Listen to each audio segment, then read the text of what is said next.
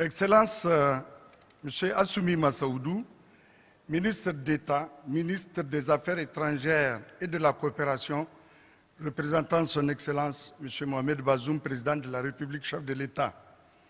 Excellence, Monsieur Mamanou, secrétaire exécutif de la CLBT, de la CBLT et chef de mission FMM. Excellence, Monsieur Mohamed Saleh Anadif, ministre des Affaires étrangères du Tchad. Excellence, Madame Jeanne. Excellence, Mrs. Janet Elisa, Permanent Secretary of the Ministry of Foreign Affairs of the Republic of Nigeria. Mr. Mamadou Maounde, Inspector General representing the government of Cameroon. Excellencies, ladies and gentlemen, representatives of United Nations system, dear President of the National Commission of Human Rights, ladies and gentlemen, the members of the governments, ladies and gentlemen, members of the diplomatic corps and representatives of international organizations, honorable national MPs, distinguished official delegations, dear governors of the regions of Niger, dear deputy mayor of President of Council of Niamey, honorable customary authorities, ladies and gentlemen, responsibles of defense security forces, ladies and gentlemen, responsibles of NGOs and associations, distinguished guests, ladies and gentlemen, good morning. Welcome to the high-level conference on the Lake Chad region, an event of high importance that Niger is privileged to host. Without further delay, with your authorization, the Minister of State, I'm going to unfold this important ceremony that has two components.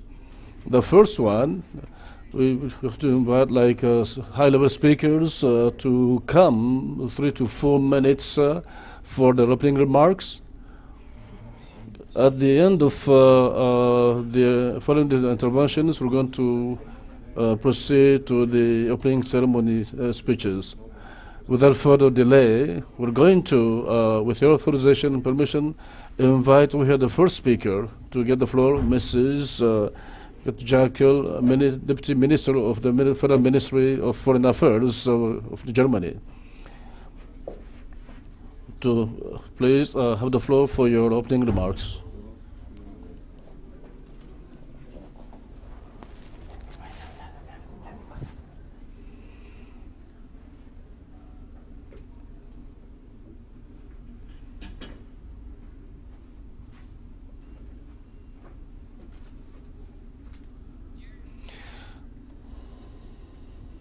Deputy Emergency Relief Coordinator Mzuya, Assistant Secretary General Ezia Konwa, Ministers, Excellencies, ladies and gentlemen. It is an honor to open the third high-level conference on the Lake Chad region here in Niamey. I would like to thank our host, the government of Niger, for its hospitality. And I would like to thank our partners from Norway and the United Nations for the excellent cooperation in organizing this conference. And last but not least, my thanks go to the Lake Chad Basin Commission and the African Union for their partnership and leadership. Ladies and gentlemen, last month I traveled to Nigeria with Foreign Minister Annalena Baerbock. We visited Ngaranam, a village destroyed by Boko Haram in 2015. This village used to be a place of desperation. Now it is a place of hope. With the support of our international stabilization engagement, the village has been rebuilt. We spoke to a mother of 6 children. She told us her family finally feels safe again. Her children can go to school. They have a house, food, and cattle. Simply, they have their lives back. I also spoke to teachers doing all their best to help traumatized children to start a new life. And I also spoke to former fighters, often very young men who sometimes spent years in the bushes. Now they are trying to reintegrate in their communities. Ladies and gentlemen, the Lake Chad region was once an economically vibrant and interconnected region.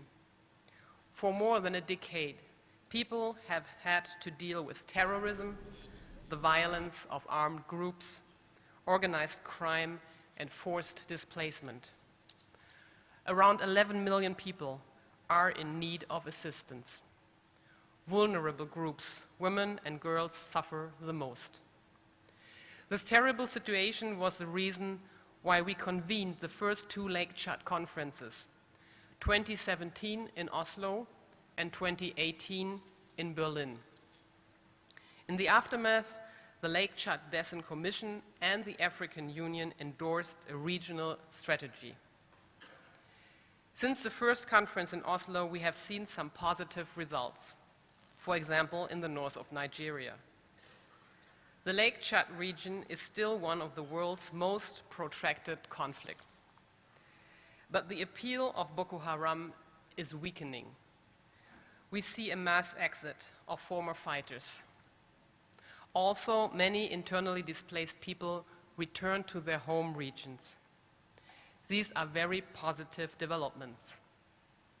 But they also bring along new challenges. Former fighters have to be reintegrated. Internally displaced people need support to rebuild their lives.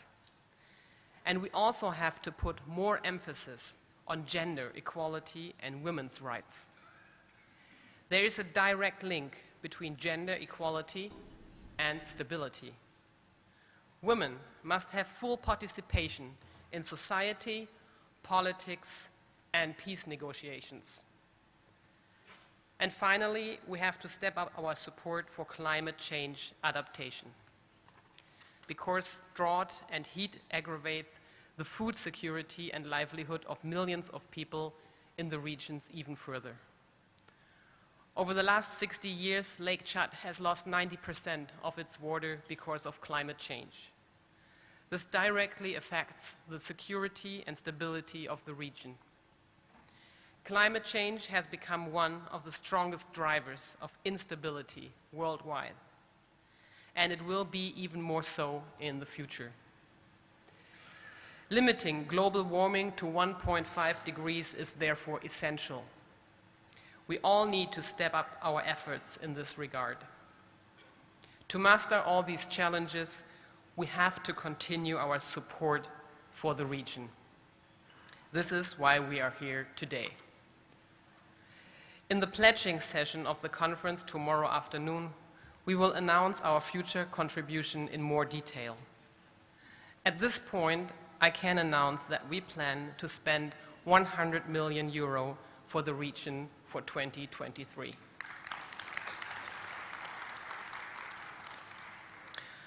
Ladies and gentlemen, complex problems require integrated solutions. The region faces great challenges. They can hardly be handled by one government alone. This conference therefore brings together partners from governments or non-governmental organizations, national, regional, and international partners, humanitarian, stabilization, development, and military actors. We see that many of the successes reached so far are mainly the result of this cross-regional cooperation. We should further strengthen this approach. If we do so, the Lake Chad initiative can become a model for stabilization worldwide. This is no end in itself. It is about fighting the root causes of terrorism and extremism. It is about making sure children can safely attend their school. And finally, it is about people living in peace and dignity. Thank you very much.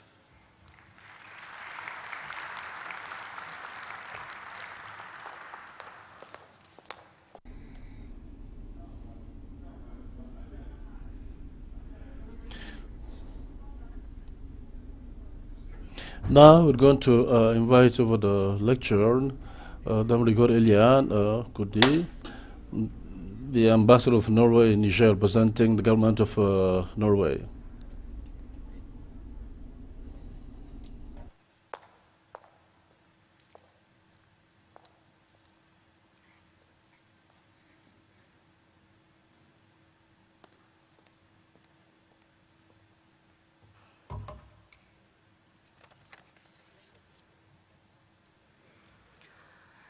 Excellency, Minister of Foreign Affairs of Niger, Excellencies, ladies and gentlemen, dear friends, all protocol observed.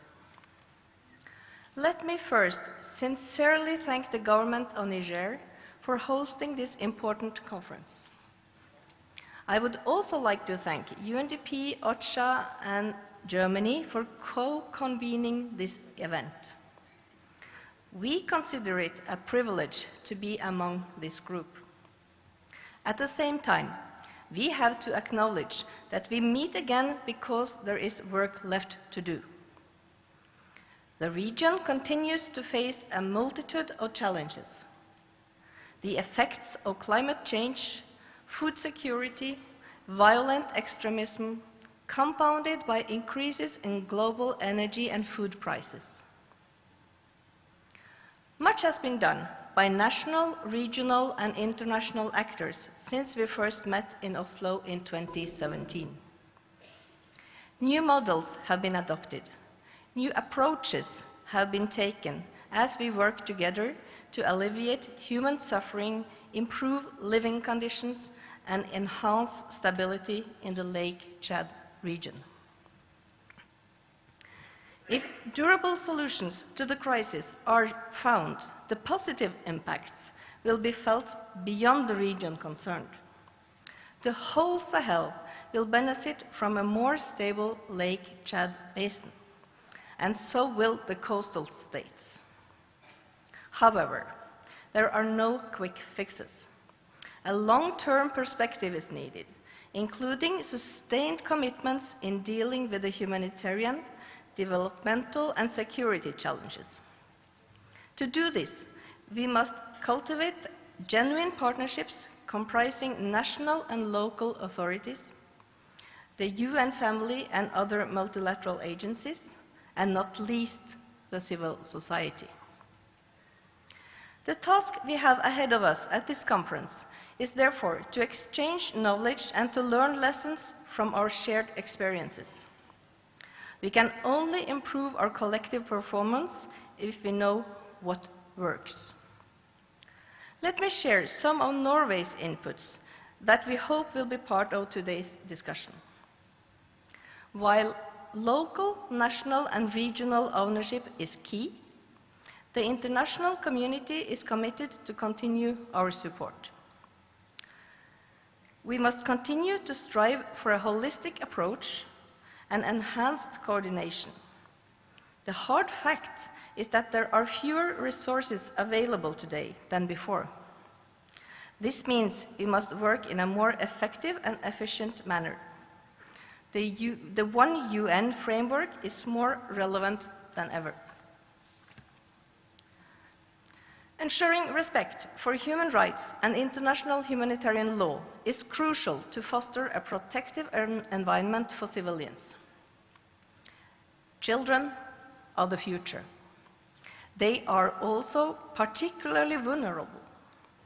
Safe access to education and reintegration of children formerly associated with armed groups are two main concerns.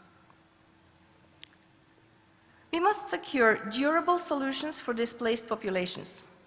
Return must be safe, voluntary, and dignified, in accordance with international law.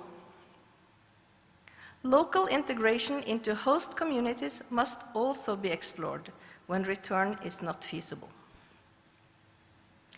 In order to create hope for future generations in the region, we must strive to resolve the socio-economic root causes by forging a conducive environment for food security and economic growth. We must explore ways to further improve our joint efforts to combat terrorism and violent extremism, and as such, lay the groundwork for peace, security, and stability. We therefore look forward to the outcome of the high-level panel on peace, security, and development in Sahel and beyond, led by President Issoufou. And lastly, empowerment of women must guide us in the way forward. Experiences have taught us that there is a clear positive interlinkage between gender equality and stability. We have a very interesting but a heavy agenda in front of us. So, I would like to conclude by thanking all of you who have come to Niamey to contribute to our collective efforts. I sincerely hope that the outcome of this particular conference will make a difference for the people of the Lake Chad region. Thank you very much. Merci beaucoup.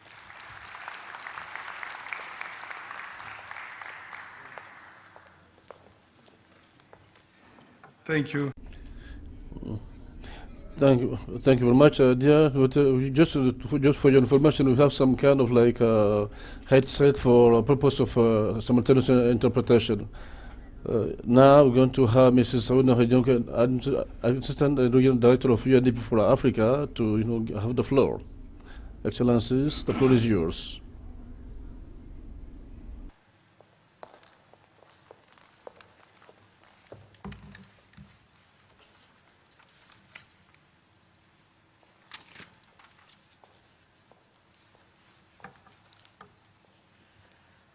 Our distinguished host of this event, Your Excellency, Mr. Hassoumi Massoudou, the Foreign Minister of Niger, Your Excellency, Ambassador Maman Nuhu, the Executive Secretary of the Lake Chad Basin Commission, Your Excellency, Ms. Katia Cole, Deputy Minister at the Federal Foreign Office of Germany, Your Excellency, I know that he missed his flight and will be coming a little bit later, Mr. Erlend Rimstad, Deputy Minister at the Ministry of Foreign Affairs in Norway. Let me also extend greetings to him.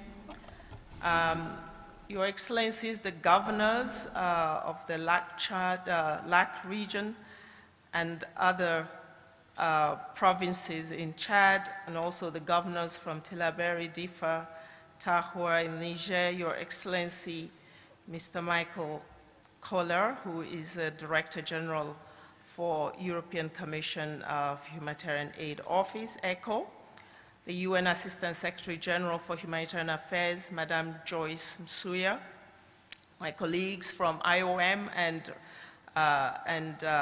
UNHCR, Mr. Raouf Mazou and Madame Gochi. We also have, of course, distinguished ministers and other senior government officials. Ladies and gentlemen, bonjour, sanou des oies.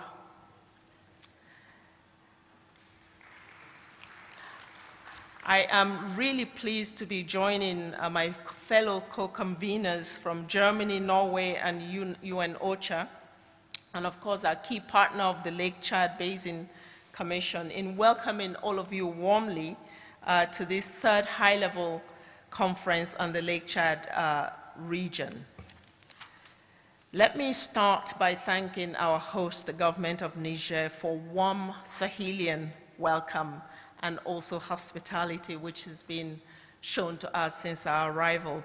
This is the third Lake Chad Basin High-Level Conference, and on a personal note, and as a daughter of this region, I am very proud that this conference has finally come to Africa.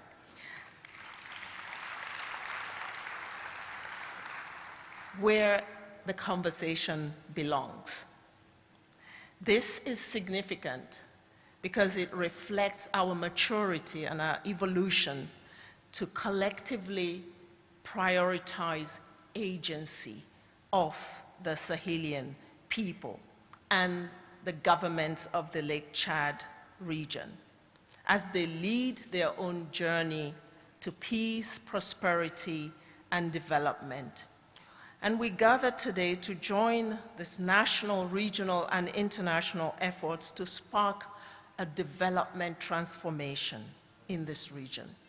We're here to do our part, I would say, to rescue the Sustainable Development Goals. And we are here to lend our torch to really ignite the regeneration of the Lake Chad Basin. The regional strategy for stabilization, resilience, and recovery of the Lake Chad Basin, which is endorsed by the African Union, provides a meaningful entry point for our engagement on this task. And in this age of uncertainty, of pandemics, of wars, and climate stresses, we have a cause for deep concern. But we also must search within for opportunities to turn this crisis into an opportunity. The UNDP 2022 Human Development Report confirms that we are back to 2016 poverty levels. In the Lake Chad Basin, tens of millions of people are impacted, and the recent rise in food insecurity, flooding, drought, and the cost of living crisis have all aggravated an already dire situation that is layered with violent extremism. What is clear, ladies and gentlemen, is that our siloed approaches have failed the people of this region, and it will continue to perpetuate need unless we change. And I want to really tell a good story today. I think it was already introduced by the Deputy Minister from Germany, that we can make a difference in ways that are meaningful when we bring our humanitarian, our development, and our peace work together, that we can get even stronger results. We anchor our work in regional, national, and local ownership with the voices of the people, including women and youth, guiding us. We must link stabilization with early recovery, with peace building, and with development. This is the conversation that this conference wishes to address, that we need to undertake more systematic joint planning, implementation, and monitoring. We must fight the temptation to edge each other out by the lure of financial resources. And to our donors and partners, please support this approach in words and in deeds, because it is critical in ensuring hope that lasts, in ensuring a future for the young people. And for this reason, we are proposing the establishment of a flexible pooled funding mechanism in the form of a special multi-partner delivery fund for the LCB to promote this multi-partner comprehensive action and harness communities from the UN, from governments, from donor partners, civil society as well, and very importantly, the private sector stakeholders to contribute to the implementation of the regional strategy in this region. It will leverage the operational structures of mechanisms that we already have within the regional stabilization facility. Later today, you will hear more about this regional stabilization facility in a side event that we hold. We must continue to invest in creating the conditions that give young people a hope and a future. They should be able to imagine a life of prosperity here in the Lake Chad region. Colleagues, dear friends, there are immense opportunities to be seized for the people of this region. Let us seize them. They are in the youth entrepreneurs that are here. They are in the sustainable energy solutions that are abundant. They are in the trade under the African Continental Free Trade Area now introduced. They are in context-relevant governance models that are anchored on renewed social contracts. Let us work for the full economic and social transformation of the Lake Chad Basin, not in piecemeal, but in a holistic, comprehensive determined manner. A life of peace and prosperity, free from fear and need for all its citizens, is one that is not only desired, but is necessary. So let's work to rescue those 17 SDGs that are meaningful for people's life. I know that we can do it. I know so because the good story that we refer to is real. And I want to end with this. In northern Nigeria, in a place called Ngararam, we hear of something interesting going on. And it is something that is transforming the way we work, where we place dignity of the people first, where we see a young architect entrepreneur going into design houses with relevance to the culture of the people for displaced populations to return to their ancestral homes. And I want to say what this young woman called Oshinowo, said about her work. She held several meetings with future residents, toured regional buildings and IDP camps, and convened with government stakeholders, as well as curatorial leadership from the Borno State Museum. Those conversations informed her radical site plan, which includes more than 500 homes plus a health clinic, a community center, a shaded marketplace, and a police outpost. These buildings were built of sandcrete brick and topped by aluminum roofs. The houses evoke traditional earthen structures with outdoor kitchens, willow reed ceilings, Kanuri cultural reception rooms, and land on each plot for auxiliary structures, yellow, green, and royal blue seen in Bama cap patterns. Add pops of color to shared facilities. Cross ventilation, solar-powered streetlights, and rainwater harvesting keep the community energy efficient, while local materials minimize the embodied carbon footprints. This is a stabilization program work describing how we're infusing dignity in the way we build back better for communities. You would not think that this was a description of an IDP settlement. This is the new way of working, ladies and gentlemen. We must depart from treating people like they were next to animals, and that it was okay for them to live in shabby settlements where we would not even keep our animals. So I think this voice of a new way of doing humanitarian development work is what this meeting must focus on and achieve. Thank you.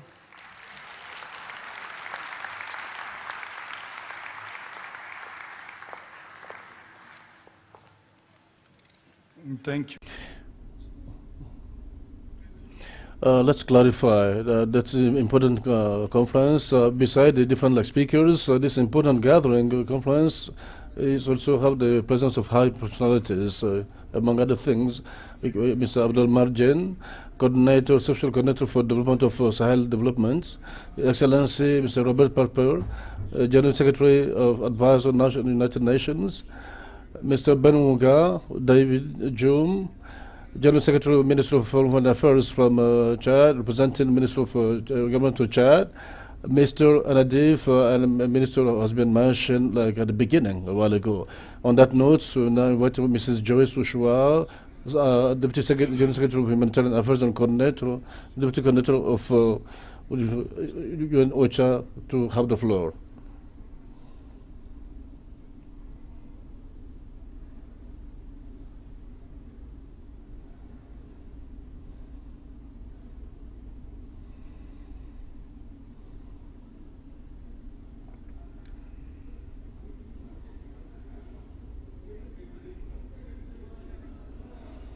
Foreign Affairs, Niger, Excellency Massoudou, ministers, governors, partners, excellencies, my UN colleagues, ladies and gentlemen.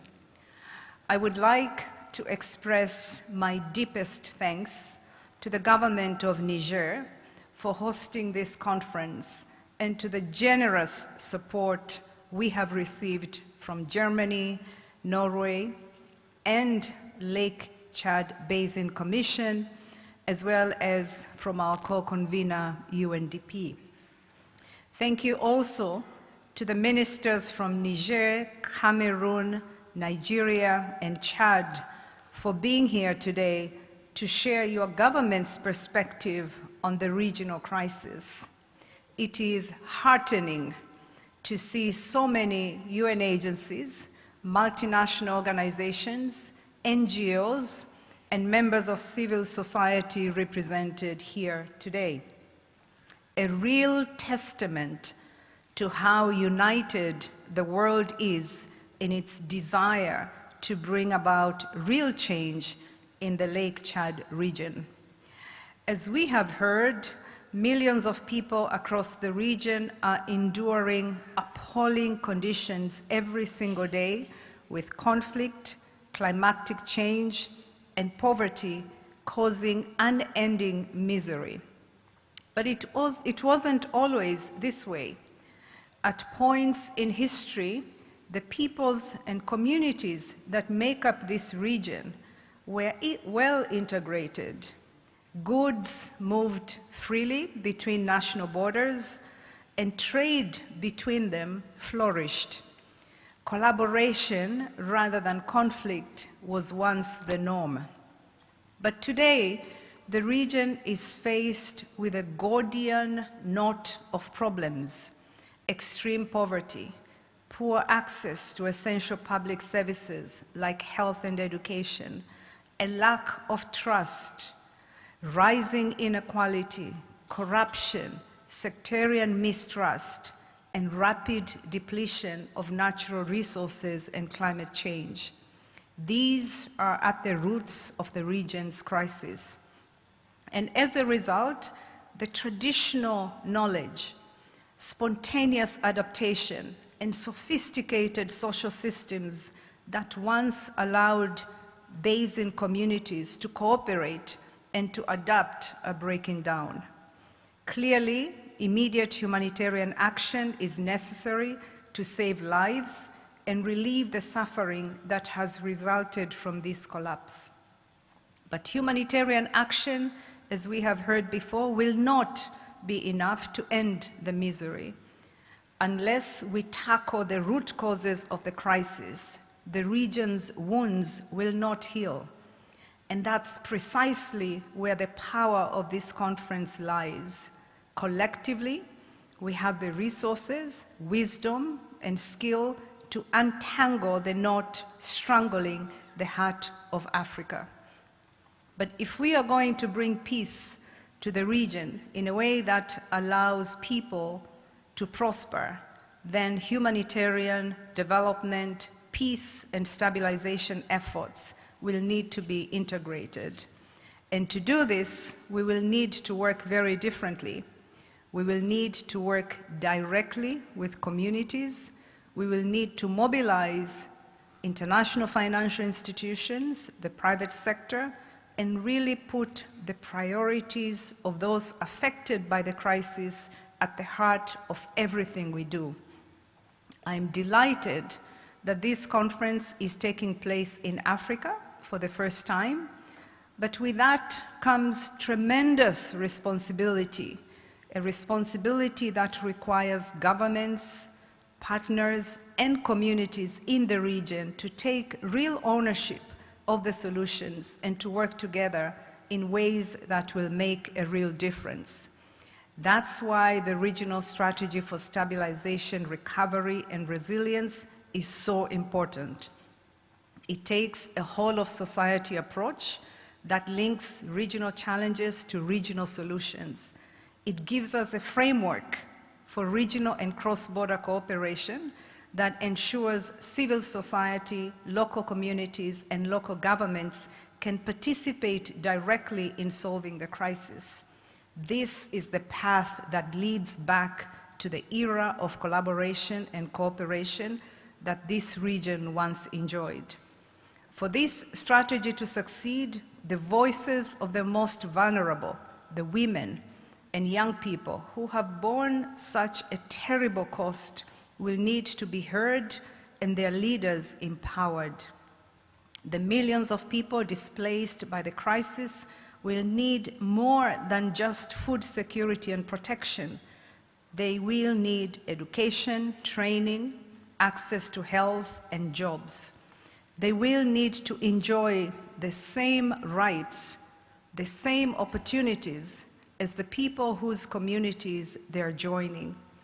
And the region will need to find a common approach to reintegrating and reconciling former members of armed groups so that the cycle of violence can end and the intergenerational trauma it has caused can begin to heal.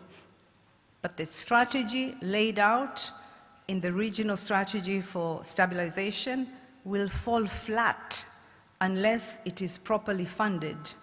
That's why we are urgently calling on the international community to support the region's efforts to end the crisis.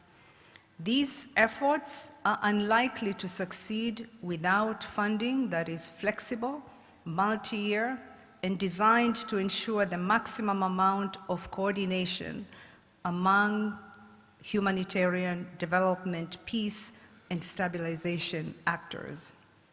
Ladies and gentlemen, short-term fixes are no longer possible. Many of the climactic changes we see today are now irreversible. What we now need is a deep and long-term commitment to building lasting resilience to the shocks we know are coming, and the dramatic changes that are already causing so much misery. This means investing in a region whose fate affects the entire Sahel, whose future has profound implications for peace and security in Africa and beyond. Our commitment must be measured in decades and not years. Untangling the region's knot of complex problems will require us to cut to the very roots of the crisis.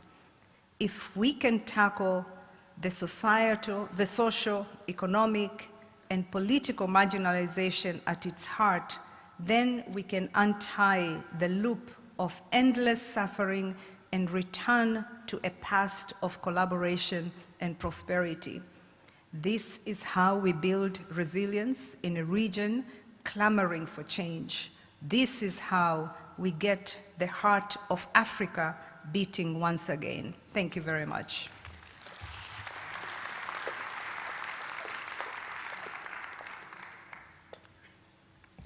Thank you.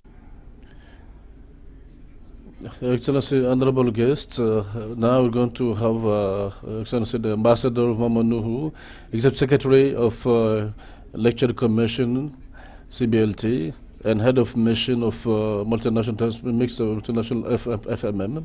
Excellencies, the floor is yours.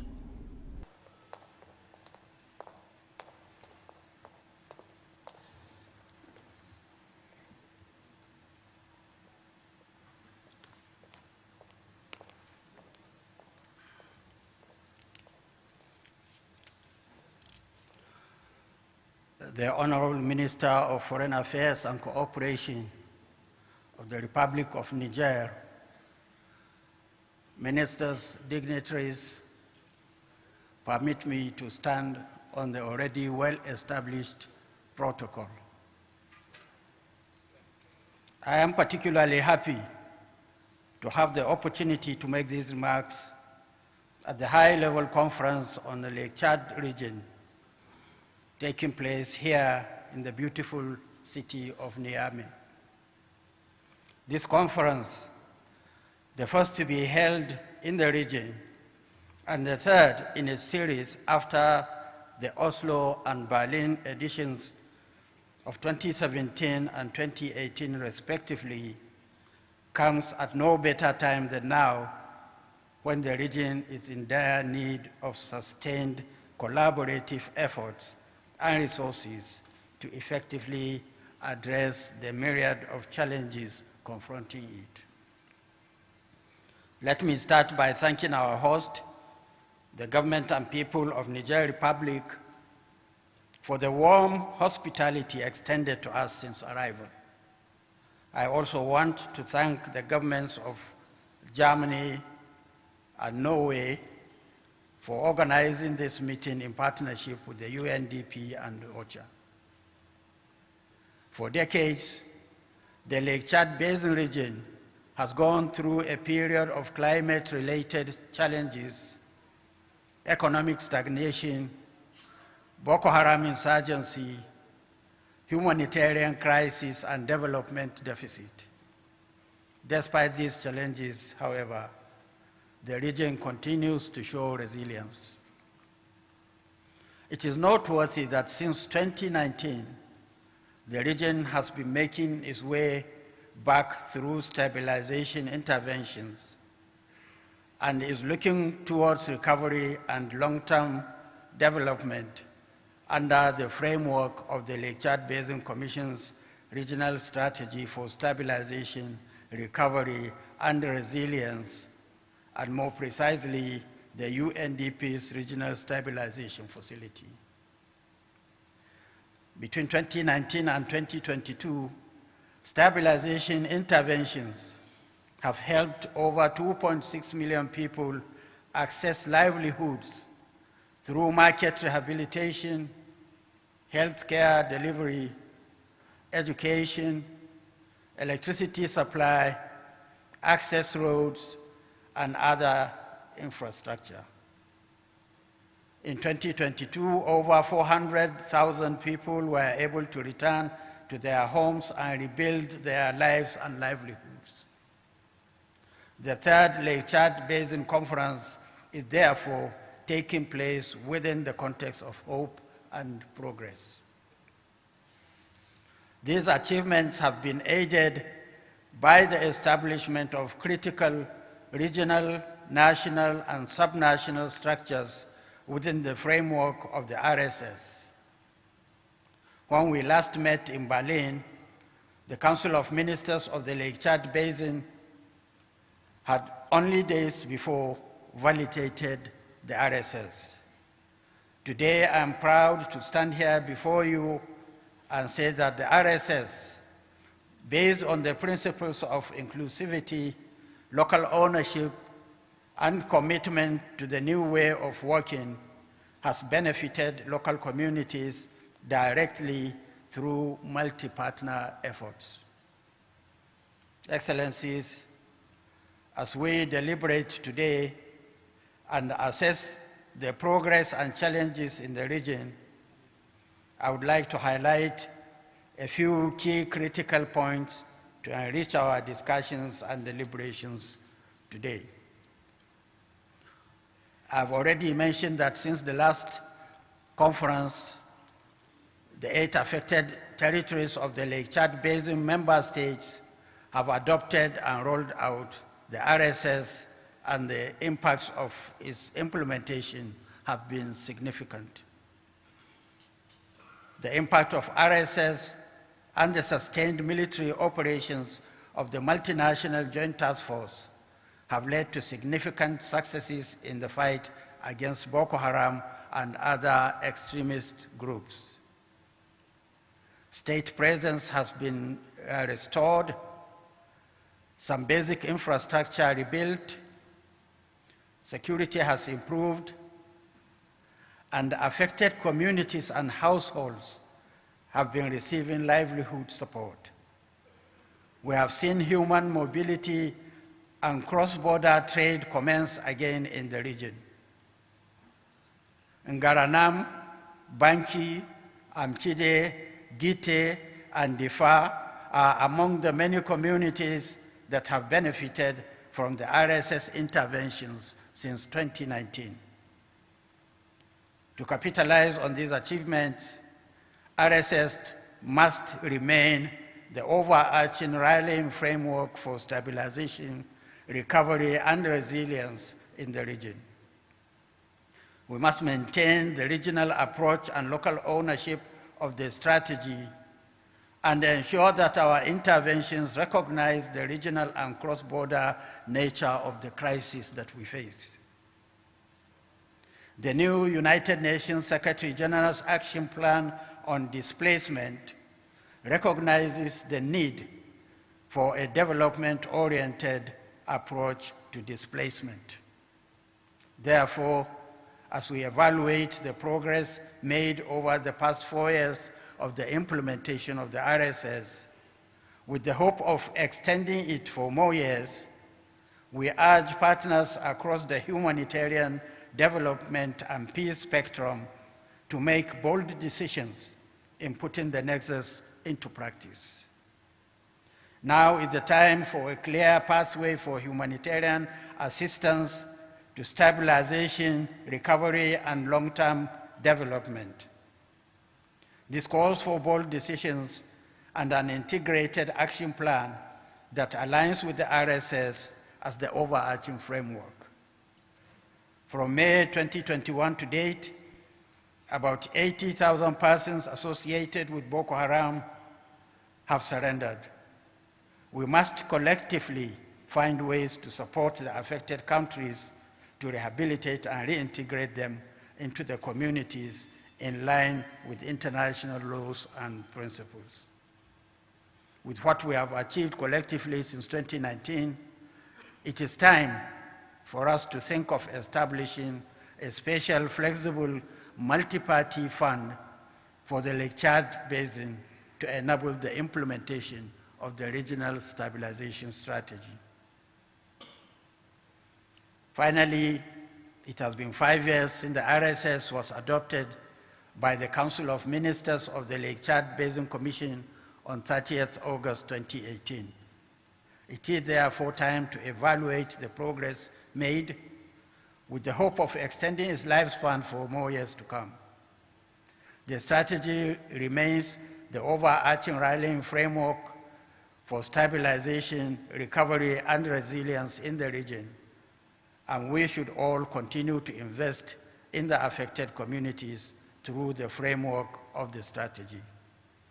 I therefore urge partners across the humanitarian, development, and peace spectrum to continue to work with the Lake Chad Basin Commission and its member countries to further restore hope to the communities. As we look forward to the 4th Lake Chad Basin Governors Forum coming up in N'Djamena, Chad, at a date to be announced later, it is expected that the outcomes of this conference will contribute to the discussions at that forum. Thank you very much for listening, and I wish us fruitful deliberations.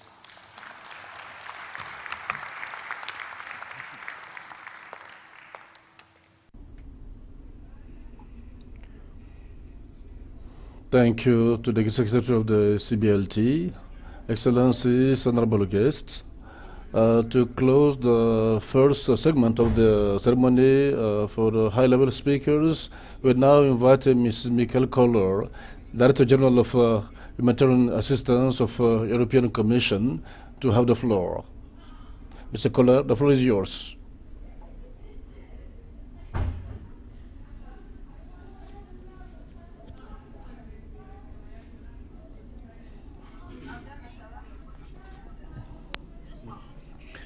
Dear State Ministry, ladies and gentlemen, ministers of excellences, dear participants, mostly dear friends.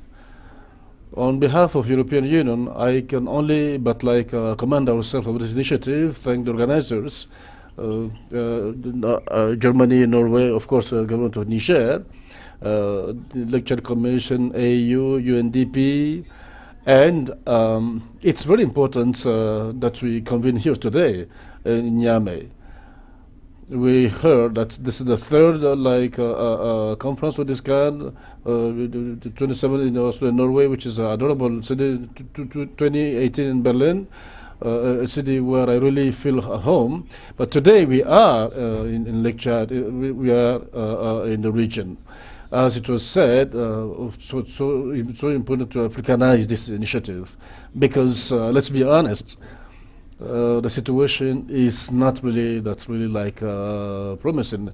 If I only consider humanitarian aspects in this region of Africa, I realize that for the 4 countries of our zone, it's been planned that this year that we're going to have much more than 24 million people that's going to be like in need to be of humanitarian assistance. The figure is really kind of scary. Mostly a figure with this kind of keep increasing. It's already like 10% more than last year. You know all better than myself the origin of that. Tensions, intercommunity tensions, jihadism, displacements, forced or voluntary displacements, and all these contribute, kind of by the consequence of climate change, combating like natural resources. From a humanitarian perspective, and this is a point of view that I really define here among you today, this crisis is much more like protection kind of crisis, protection crisis for civilians targeted. It's important to respect the right of displaced people, to provide them necessary assistance and ensure the return in line with the international law, including the Kampala Convention. In 2022, you know that people have been transferred to in northeast Nigeria in localities being attacked by. And unfortunately, this is what's happening.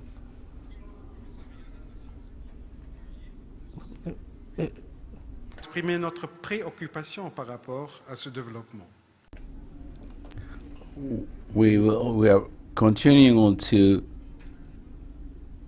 have it organized in the respect of dignity, secures according to the rules.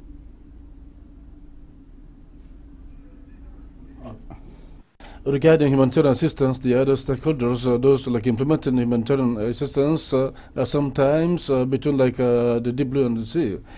There are some armed group non-states considered humanitarian as legitimate kind of targets.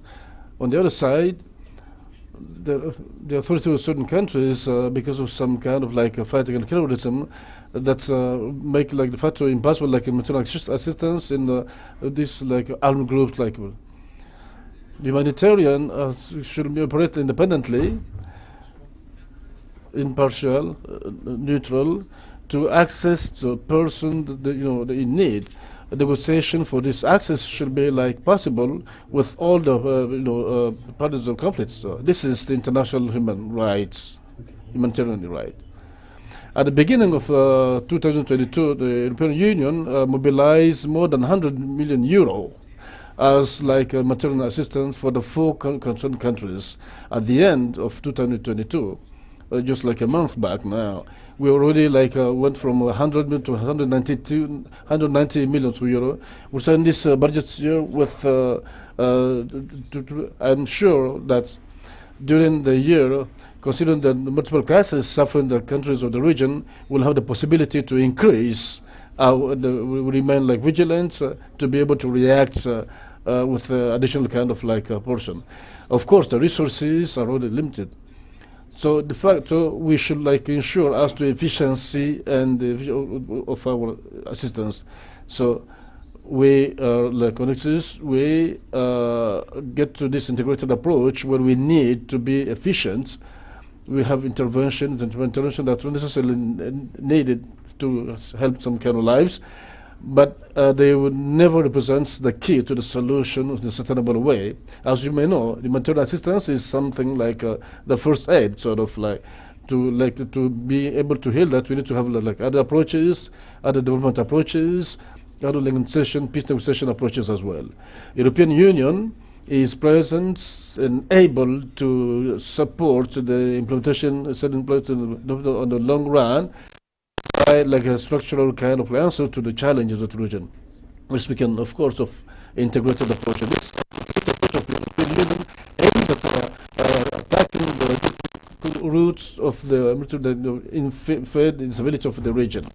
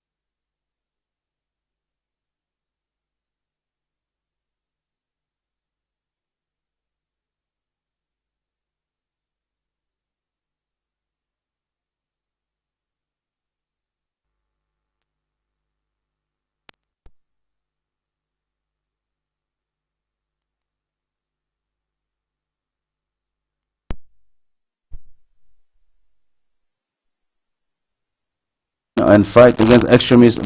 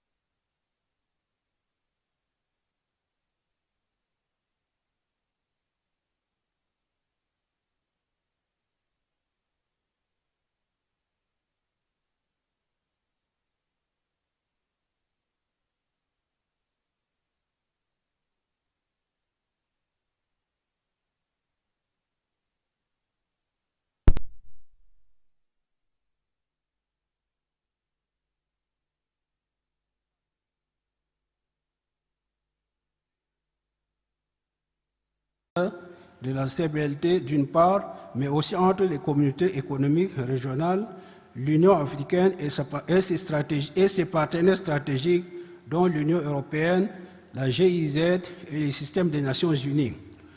Le renforcement de la coopération en matière de partage de renseignements sur les différents services de sécurité et d'intelligence des États de la force multinationale mixte.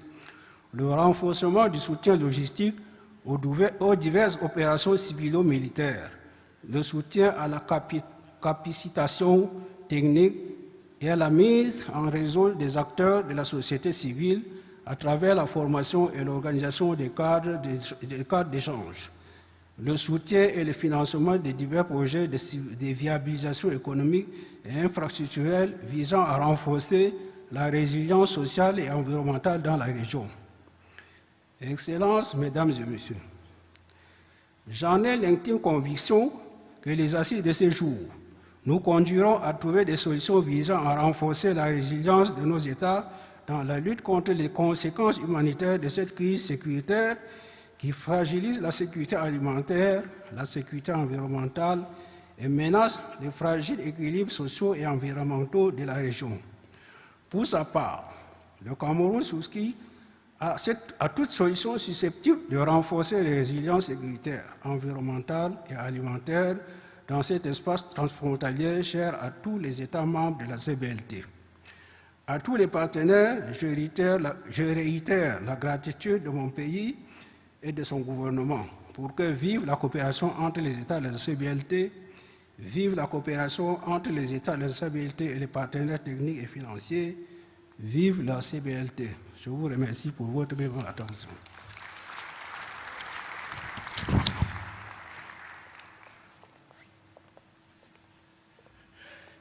Merci, Monsieur l'inspecteur général. L'honneur revient à l'ambassadrice Janet Olisa, secrétaire permanente du ministère des Affaires étrangères du Nigeria, de prononcer son allocution. Madame Olisa, s'il vous plaît.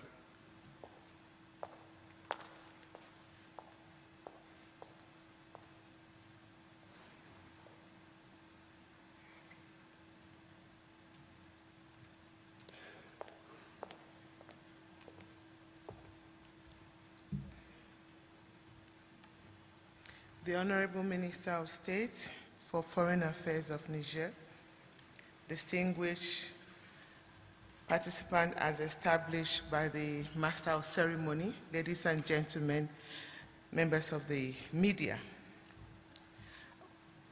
On behalf of the government and the people of Nigeria, I would like to thank the Republic of Niger, Germany, Norway, the United Nations Development Programme, and the United Nations Office of the Coordination of Humanitarian Affairs, as well as the Lake Chad Basin Commission for jointly organizing this conference. I am specifically grateful to our hosts for its continuous commitment to the cause of the Lake Chad region, and to our development partners for the importance they attach to the region.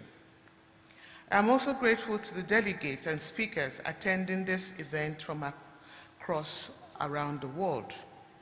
I am hopeful that this third conference will further provide ample opportunity to review actions that were taken in the past and propose concrete steps that need to be taken to ensure the prosperity and security of the region. Nigeria takes the issue of the Lake Chad to heart, as it is a source of livelihood to the over 45 million people who live in the basin and depend on it for their agricultural need.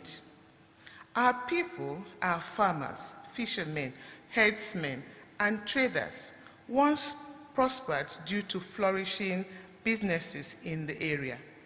The hard work and relative prosperity they enjoyed contributed to the security of the area and that of its immediate neighbor. However, that prosperity and security are now a mirage due to the effects of climate change on Lake Chad. The reality is that the region now faces the threat of famine and malnutrition due to joblessness that pervades the area, an unprecedented level of conflicts due to water scarcity and constant migration by herdsmen searching for greener pastures. These issues combined frustrate the youths in the area and have sadly led many of them to join terrorist groups who use the misery felt by the youths to fuel their recruitment drive. Distinguished ladies and gentlemen, Your Excellencies, though the region situation might appear bleak, it is surmountable. We are aware of the strife that other states affected are making on their side of the Lake Chad and urge them to do more. On the Nigerian side of the basin, the Nigerian government has also continued to make technical and financial commitments to provide hope and restore the dignity of life to its people. Under the leadership of President Muhammad Buhari, as you are aware, Nigeria established the Presidential Initiative on the Northeast, PINE, Northeast Peace Building Assessment, in collaboration with the United Nations, European Union, and the World Bank, as well as the Northeast Development Commission. Nigeria, in close collaboration with other member states, has also successfully brought the threat of terrorists in the region under control through the activities of their various national armed forces and the amiable work of the multinational Joint Task Force. We are proud of the actions of the multinational Joint Task Force, which continues to ensure peace and stability in the region. It has responded amiably to all the region's security challenges and proven that the region can tackle its challenges with appropriate collaboration, commitment, and determination. As recently stated by His Excellency President Muhammad Buhari, the Multinational Joint Task Force has successfully conducted 3 major operations: Ops Yangshi Kafi 1 and 2, Ops Lake Sanity 1, with the 4th one, Ops Lake Sanity 2, being planned. The next phase of the operation would take cognizance of lessons learned from previous exercise and effectively consolidate the gains attained by the preceding ops. I am glad to know that during the execution of Operation Lake Sanity 1, regrouping terrorists in the Lake Chad Islands were effectively disseminated. Your Excellency, Nigeria is not unaware of the fact that military action alone would not solve the problems faced in the Lake Chad area. For this reason, it complements military action with the provision of sustainable development projects, including socio-economic infrastructure. Nigeria believes that the regional strategy for the stabilization, recovery, and resilience of the Boko Haram affected areas must be hastened and immediately operationalized. To this end, development partners, technical and financial support is needed.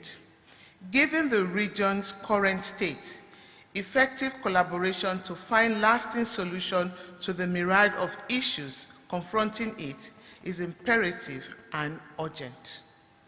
Such collaboration must be holistic and involve the whole of society, government, international organizations, civil society organizations, as well as representatives of the local population who are most affected in times of crisis. Furthermore, we must continue to work to achieve sustainable and equitable management of Lake Chad and other shared water resources while ensuring peace and security in the region. In this regard, I commend the Lake Chad Basin Commission for its work in the past years to restore the Lake Chad region as a hub of economic development, with the ultimate aim of restoring peace and stability to the region. The work of the Lake Chad Basin Commission to revitalize Lake Chad through the Inter-Basin Water Transfer Project must also be supported by all.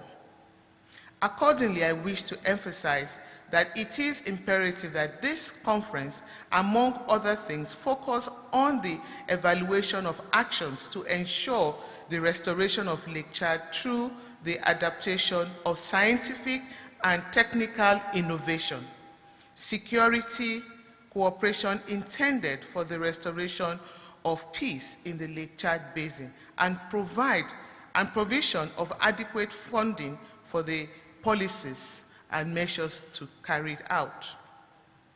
Your Excellencies, distinguished ladies and gentlemen, I wish to urge that in our deliberation in the next 2 days, we should share our vision of enhancing national and regional implementation efforts, harnessing the potential of technology and science innovation, and sharing experiences on how to improve our current efforts.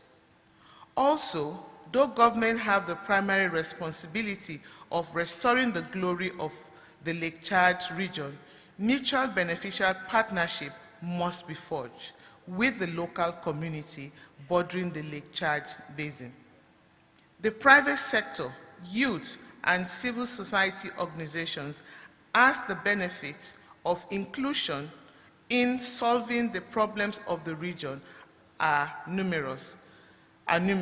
Finally, I urge our partners to continue to support the ongoing effort to develop the region due to the enormous financial resources needed to resolve the mirage problem facing the area. It is time to reconstruct. Thank you.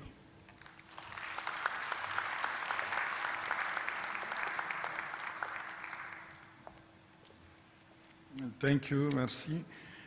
Le prochain intervenant est M. Beungar David Doudjim, secrétaire général du ministère des Affaires étrangères du Tchad, représentant le gouvernement tchadien. M. Beungar, vous avez la parole.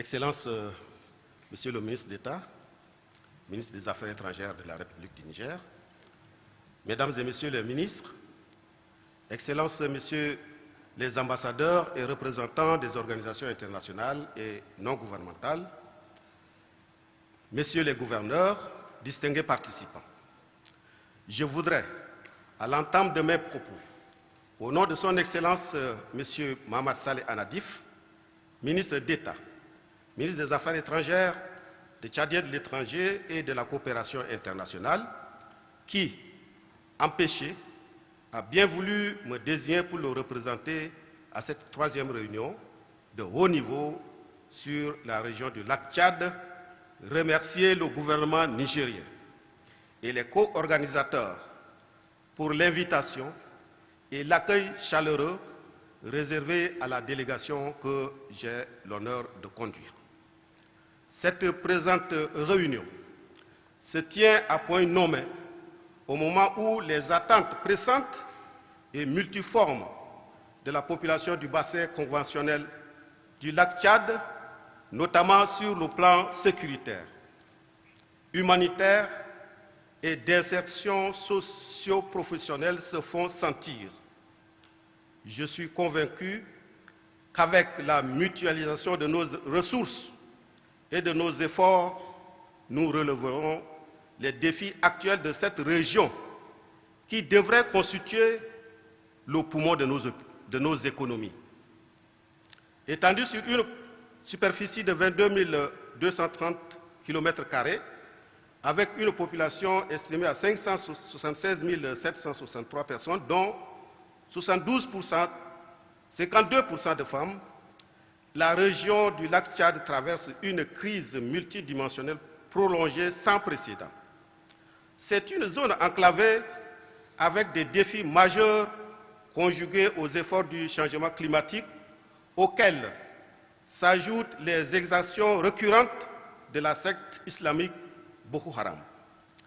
Ces exactions ont poussé et continuent de pousser de nombreux riverains, nigériens, camerounais à chercher refuge au Tchad et des Tchadiens à se déplacer à l'intérieur du pays. Mesdames et Messieurs, distingués participants, au-delà de la crise engendrée par les actes odieux et attaques récurrentes sur la population, la région du lac Tchad est affectée par des vulnérabilités multidimensionnelles héritées de facteurs structurels. Il s'agit notamment de la pauvreté, le faible développement structurel et la dégradation environnementale. Cette situation nécessite une approche intégrée permettant de répondre en même temps aux besoins urgents vitaux des personnes affectées, tout en investissant dans des programmes de résilience pour relancer le développement local durable au bénéfice des populations locales retournées et réfugiées. Il faut noter qu'en plus de la destruction des moyens de subsistance, des biens, des liens sociaux, du tissu social, ainsi que la psychose engendrée, la secte Boko Haram continue malheureusement ses exactions. Pour faire face à cette crise et mettre la région du lac Tchad sur les rails du développement, le gouvernement de transition du Tchad s'est engagé avec ses partenaires de tous bords à opérationnaliser la nouvelle façon de travailler afin de mettre en œuvre des programmes ciblés qui s'attaquent aux différentes vulnérabilités à travers les interventions humanitaires, de résilience, de développement et de consolidation de la paix. Dans ce cadre, mon gouvernement a déjà consenti des efforts significatifs pour améliorer la situation sécuritaire dans la quasi-totalité de la région, qui a permis le lancement des programmes importants de résilience qu'il convient d'intensifier et favoriser l'amorce dans certaines zones d'une dynamique de retour des personnes déplacées internes dans leur localité d'origine, notamment en appuyant l'amélioration des plans de sécurité et de développement spécifiques à la région du lac Tchad afin de conjuguer les efforts dans une dynamique collective. Ce plan dont l'élaboration est soutenue par les partenaires techniques a servi de base pour une programmation intégrée et coordonnée des actions dans la région. En augmentant et renforçant les capacités des effectifs de ces forces de défense et de sécurité pour assurer la sécurité des personnes et des biens dans la région et dissuader les terroristes de la secte Boko Haram. En participant aux opérations de forces mixtes multinationales dans l'optique de pacifier l'ensemble du bassin du lac Tchad. En s'impliquant dans les différents forats régionaux et internationaux de discussion et d'action sur la prévention et la stabilisation de la région, notamment au sein de l'Union africaine, de l'UNSAC, du G5 Sahel, du groupe de suivi des recommandations d'Oslo 1 et de la CBLT. Toutefois, le gouvernement de transition révèle aux différents acteurs intervenant dans la région et les donateurs l'insuffisance des appuis et lance un appel à toutes et à tous pour une synergie d'action. L'heure des actes a sonné pour une approche plus intégrée de nos projets et programmes si nous voulons stabiliser la région et créer des opportunités permettant de renforcer la résilience des populations et relancer le développement de la région. Nous devons mobiliser les ressources pour les besoins humanitaires et pour les investissements dans les programmes de résilience et de développement qui restent encore timides et toujours embryonnaires, même si les interventions à moyen et long terme commencent à se mettre en place depuis quelques années. Mesdames et messieurs, distingués participants, aussi, continuera-t-il à renforcer l'état de droit, la gouvernance locale et l'administration publique qui figurent en bonne place dans sa feuille de route issue du dialogue national inclusif afin de garantir la justice sociale à tous et faciliter un développement intégral de la zone. Mesdames et messieurs, distingués participants, de ce qui précède, ces actions ne sauraient être efficaces que si nous investissons constamment et de façon continue dans le capital humain, surtout la jeunesse, facteur clé du développement durable et qui représente 30% de la population de la région du lac Tchad. L'investissement dans leur éducation et formation académique et professionnelle, leur protection sociale, leur accès à un emploi décent et aux activités génératrices de revenus reste crucial. Pour terminer mon propos, au nom du gouvernement de transition de la République du Tchad, je voudrais réitérer ici notre profonde reconnaissance à la communauté internationale, particulièrement aux co-organisateurs et co-sponsors de la présente rencontre qui nous donne plus de lueur d'espoir par rapport à la réponse aux défis humanitaires de stabilisation et de développement de la région du lac.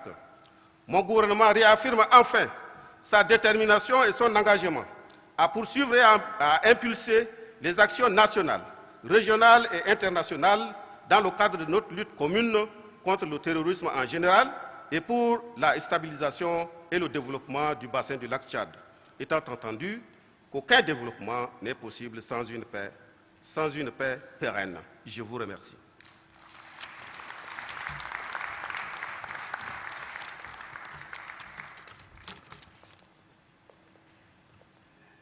Merci, M. Beungar David. Excellences, honorables invités, distingués experts et conférenciers, je vous invite à présent à suivre le discours d'ouverture officiel de la conférence de haut niveau sur la région du lac Tchad. Discours de son Excellence, M. Assoumi Massaoudou, ministre d'État, ministre des Affaires étrangères et de la coopération, représentant son Excellence, M. Mohamed Bazoum, président de la République, chef de l'État. Merci.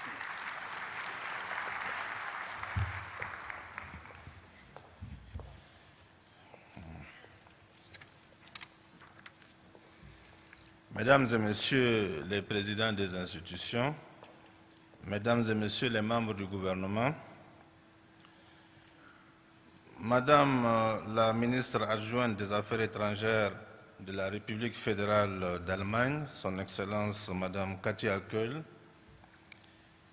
Monsieur le ministre adjoint des Affaires étrangères du Royaume de Norvège, son Excellence Monsieur Henling Grimestad, qui a raté son avion et qui devra nous retrouver cet après-midi, représenté par l'ambassadeur de Norvège, Madame l'administratrice assistante et directrice du Bureau régional pour l'Afrique du Programme des Nations Unies pour le développement, son Excellence Madame Aouna Ezia Konwa, Madame la sous-secrétaire générale adjointe aux affaires humanitaires et coordonnatrice adjointe des secours d'urgence du Bureau des Nations Unies pour les affaires humanitaires, Madame Joyce Msuya, Monsieur le secrétaire exécutif de la Commission du bassin du lac Tchad et chef de la mission de la force multinationale mixte, son Excellence Monsieur Mohamed Nou,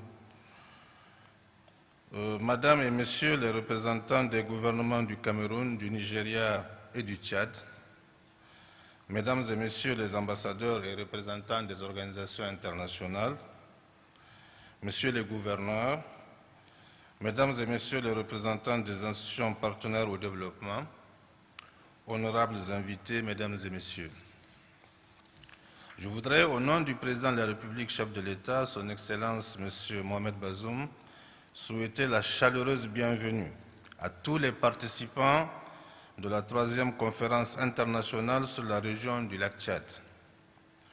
Votre participation massive à la conférence de Niamey témoigne de votre solidarité à l'endroit des millions de populations riveraines du bassin du lac Tchad, en proie depuis de nombreuses années à de multiples défis liés au sous-développement et aux effets néfastes du changement climatique, famine, pauvreté, chômage des jeunes, désertification, inondations, dégradation des terres et perte de la biodiversité, pour ne citer que cela.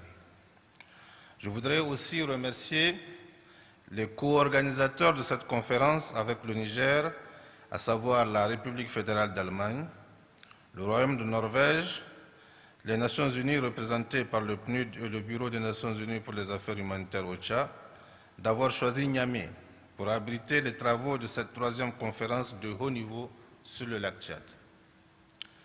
Mesdames et Messieurs, je commencerai par relever que la région du bassin du lac Tchad est caractérisée par une forte croissance démographique. Cela accroît la pression sur les ressources foncières et environnementales, alors que celles-ci se dégradent continuellement sous les effets conjugués de la pratique humaine et du changement climatique.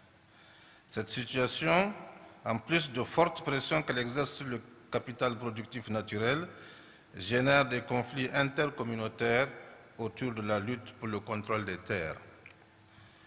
Cela est la cause fondamentale de la crise sécuritaire que connaît cette région depuis 2014.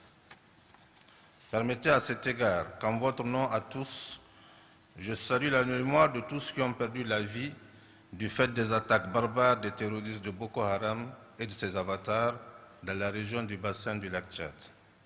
Je présente à leurs familles respectives notre sentiment de profonde compassion ainsi que nos condoléances attristées. Mesdames et Messieurs, la situation d'insécurité et la détérioration des conditions de vie dans les zones riveraines du lac ont provoqué des déplacements massifs de populations à la recherche d'une vie meilleure. Ces populations, obligées de se retrancher loin de leur cadre traditionnel de vie, sont une source de préoccupation supplémentaire pour nos États. Au Niger, la crise de Boko Haram a entraîné le mouvement de 130 000 personnes, jeunes d'origine nigériane dans les villes frontalières du Niger, 150 000 déplacés internes et près de 30 000 Nigériens revenus du Nigeria. Les premières à supporter le poids de ces flux de déplacés et réfugiés sont d'abord les populations pauvres de Difa. Dans un premier temps, les interventions combinées de l'État et des partenaires destinées à apporter des réponses d'urgence face à la situation ont permis de contenir momentanément cette crise humanitaire. Par la suite, les aides humanitaires d'urgence se sont essoufflées et les conditions de vie des déplacés internes, des réfugiés et des populations hautes se sont détériorées. Face à une situation qui tend à porter atteinte à l'intégrité et à la dignité humaine des déplacés internes, des réfugiés et des populations hôtes, le gouvernement du Niger, après un examen approfondi de la situation, a décidé d'y apporter des solutions les plus convenables.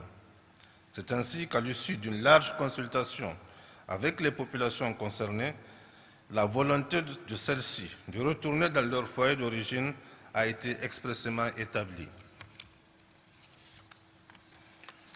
Dès lors, Son Excellence, Monsieur le Président de la République, a saisi l'occasion, lors de sa visite à Difa en juillet 2021, pour lancer officiellement la première phase de sortie de crise dans cette région, qui consiste au retour volontaire et à la réinstallation des personnes déplacées dans leur lieu de résidence d'origine afin de reprendre leurs activités économiques. Je voudrais néanmoins préciser qu'en amont de cette importante initiative qui a marqué la mise en œuvre des actions de stabilisation dans les pays de la région du lac Tchad, il y a l'action des forces armées de ces pays réunies autour de la force mixte multinationale qui a permis d'affaiblir significativement cette organisation terroriste qu'est Boko Haram. J'exprime à cet égard notre gratitude et nos encouragements à l'endroit des vaillantes forces de défense et de sécurité du Cameroun, du Niger, du Nigeria et du Tchad, et à tous les partenaires qui nous soutiennent dans ce combat. Mesdames et Messieurs, la situation humanitaire dans la région du bassin du lac Tchad est alarmante et nécessite le concours de tous et de chacun. Certes, des efforts ont été fournis à travers les engagements issus des 2 précédentes conférences sur cette région, notamment la conférence de 2017 à Oslo et celle en 2018 à Berlin. Mais au regard de la détérioration accélérée des conditions de vie de la région, nous devons admettre que nos interventions semblent très en deçà de la réalité des besoins et des attentes légitimes placées à nous par les millions de populations qui vivent dans des zones de cette région exposées quotidiennement aux effets cumulés de l'insécurité et du changement climatique. Agissons vite et agissons efficacement pour anéantir les possibilités de recrutement de nouveaux combattants par les groupes terroristes. Car, on ne se lassera pas de le dire, des organisations terroristes recrutent beaucoup parmi les couches de population les plus précarisées et sans perspective. Pour sa part, je tiens à vous rassurer que le gouvernement du Niger poursuivra avec les partenaires qui l'accompagneront les efforts de stabilisation en vue de la sécurisation et du développement économique inclusif et durable des zones affectées des régions de Difa, Tillabéri et Tawa. Il s'emploie déjà activement à créer les meilleures conditions de réinstallation des personnes retournées dans leur lieu de résidence d'origine dans la région de Difa. Plusieurs mécanismes et institutions mis en place par le gouvernement concourent à l'atteinte de ces objectifs. Il s'agit notamment de la structure chargée de la stabilisation logée au ministère de l'Intérieur et de la décentralisation, de la haute autorité pour la consolidation de la paix, du secrétariat exécutif de la stratégie pour le développement et la sécurité des zones sahélo-sahariennes du Niger, SDS Sahel-Niger, du Centre national des études stratégiques et de sécurité, CNES, du dispositif du système d'alerte précoce et de gestion des catastrophes. Faudra-t-il souligner à ce niveau que notre approche en la matière s'aligne sur la stratégie intégrée des Nations Unies pour le Sahel, ainsi que sur le partenariat pour la sécurité et la stabilité au Sahel, P3S, de la Coalition pour le Sahel. Les actions menées dans ce cadre visent à réduire les risques de violence, contribuer au renforcement de la cohésion et de l'harmonie sociale et réduire les déplacements forcés des populations des zones touchées par les conflits. Toutes ces actions impliquent la mobilisation des ressources de l'État autour de la construction et ou de la réhabilitation des infrastructures essentielles dans les zones touchées, le renforcement de la présence et du contrôle de l'État sur l'ensemble de son territoire, notamment à travers l'existence et la fourniture de services sociaux de base, de la sécurité et de la justice. Pour y parvenir, le gouvernement entend poursuivre 2 approches. L'approche de la stabilisation immédiate qui consiste en des interventions localisées dans le temps et circonscrites dans un espace géographique donné, sous forme de réponse humanitaire par le relèvement, puis la stabilisation élargie dont les interventions font référence à des réformes à plus long terme à travers des actions de développement durable visant à traiter les causes sous-jacentes et profondes du conflit, ainsi que des crises alimentaires et nutritionnelles. Mesdames et Messieurs, chers invités, Avant de terminer mon propos, je voudrais former le vœu que cette conférence soit une étape décisive dans la recherche de solutions durables pour les personnes affectées par la crise dans la région du lac Tchad. Je fonde l'espoir que les recommandations et solutions proposées auront un impact positif sur les conditions de vie de milliers de populations concernées. Au regard du nombre et de la qualité des participants, je n'ai aucun doute que des engagements importants et concrets seront pris pour réaliser cette aspiration légitime. Je vous remercie.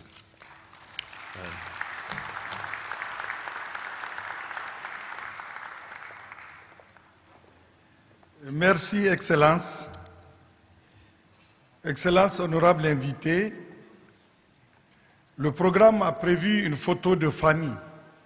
Je demanderai au protocole d'État de bien vouloir accomplir cet office en invitant donc la table de séance à se mettre là. En même temps, je rappelle qu'il est prévu, après la suspension des séances, et conformément aux indications données par l'organisation, il est prévu donc la poursuite des travaux dans les salles réservées. Ainsi, M. Olefa Mourewa et Mme Hanan Ferjani prendront le relais pour la suite, notamment pour les modérations. Donc nous allons observer donc une pause, mais en attendant la photo de famille d'abord.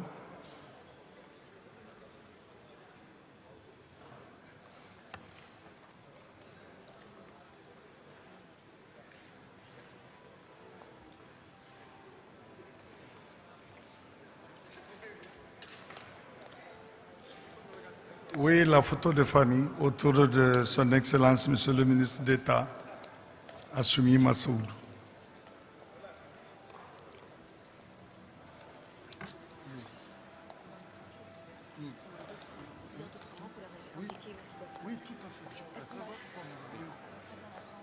Non, vous parlez. Ils auront l'esprit là-bas. Très bien, merci beaucoup. Sinon, ils sont émotionnés. Merci beaucoup.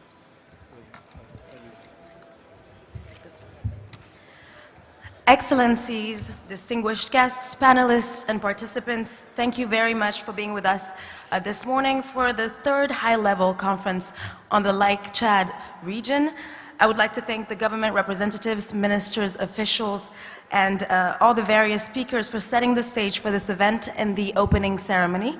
And of course, to thank Mr. Amadou Imran Maïga, the Commissioner of the Nigerian COGE, for hosting this edifying opening ceremony. My name is Hanan Ferjani, and I will, with a lot of honor, be co-hosting the following proceedings of this conference, of course, alongside Wole Famerewa.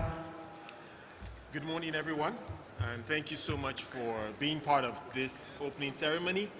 We'll be transiting now to the rest of the conference, but it will be held in a different, alternative conference room. So you can please make your way outside this hall to the escalator, and just up the escalator, you'll find your way to the alternate conference room, and we'll continue the rest of the program there. Thank you so much again for coming. Nous vous invitons donc à vous diriger vers la salle de conférence qui donc